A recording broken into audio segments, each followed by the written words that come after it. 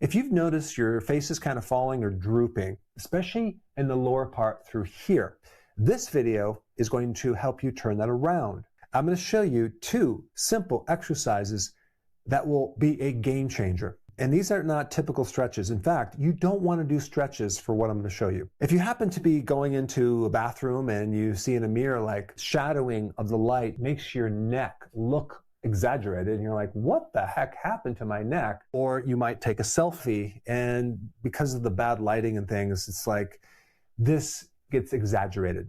And a lot of times it has nothing to do with gaining weight. It's something else. And then of course you might try expensive serums, creams, and it doesn't really do anything. Your face is not just a layer of skin on muscles. You have a layer of fascia, which is connective tissue underneath that, and also the bone underneath all of this reshapes as we get older as well. I'm going to show you what's involved with that and how to slow down that process and maybe even reverse some of it. But out of all the parts of our body, our faces tend to age first, and that has to do with this one thing. Your face is a highly sensory organ. The receptors for hormones are highly concentrated in your face, mainly for a couple of reasons, but one is emotions.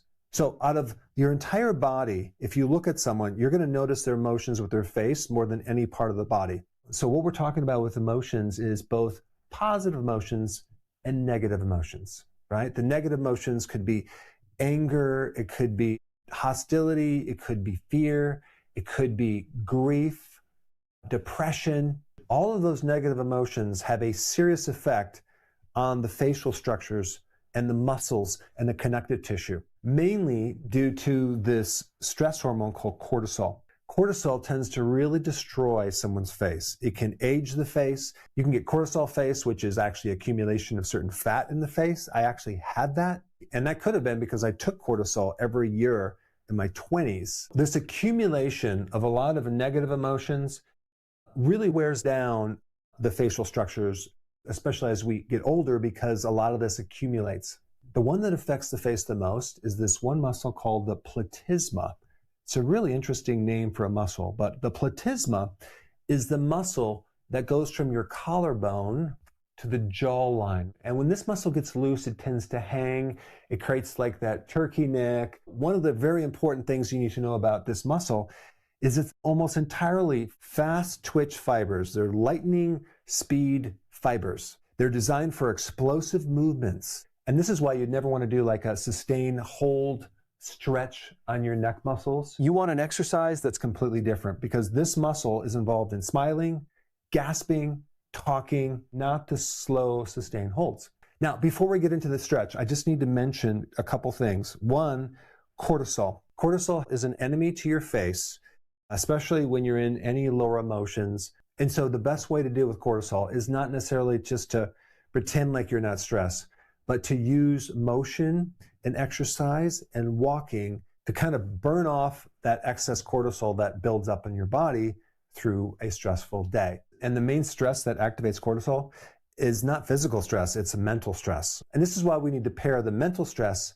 with the physical walking. That's the antidote. So a lot of people ask me, what supplements do I recommend? Now, of course, I'm not biased of my own high quality supplement line, but if you go to Amazon and type Dr. Berg supplements, you'll find more information. As a side note, some people take hyaluronic acid, which is a natural remedy to help increase hydration to your skin, but that only works on a very superficial layer. It does not work on the actual root cause, which is the muscles underneath the skin or the bones that make up your face. So the 2 exercises I'm going to teach you right now are one to help with this muscle, which is underneath here, and the other is to strengthen the muscles, the connective tissue, the ligaments, the fascia around your lower part of your face through here, using the jaw muscle. A lot of the foods that we eat now are completely soft foods, so we don't use our jaw muscles anymore. And way back in the past, when we used our jaw muscles, when we ate grass-fed, grass-finished meats, you had to chew it for a period of time, and it builds up your facial structure really, really nice. So that's one of the things that we need to go back to. I'm going to show you an exercise that you can do every day that will mimic that. So you can start strengthening the muscles in your face and start to restructure what's underneath the skin. So your face is going to look a lot younger from this. All right, we're going to show you the first exercise for the platysma, okay? I will be honest with you, this exercise is probably not one you want to do in public because it's a little cringy, but it's super effective. Now notice how fast she's doing it. She's doing about 10 to 15 impulses with a rest in between, okay? And you're exploding this muscle underneath your chin, and it's going to tighten this whole thing.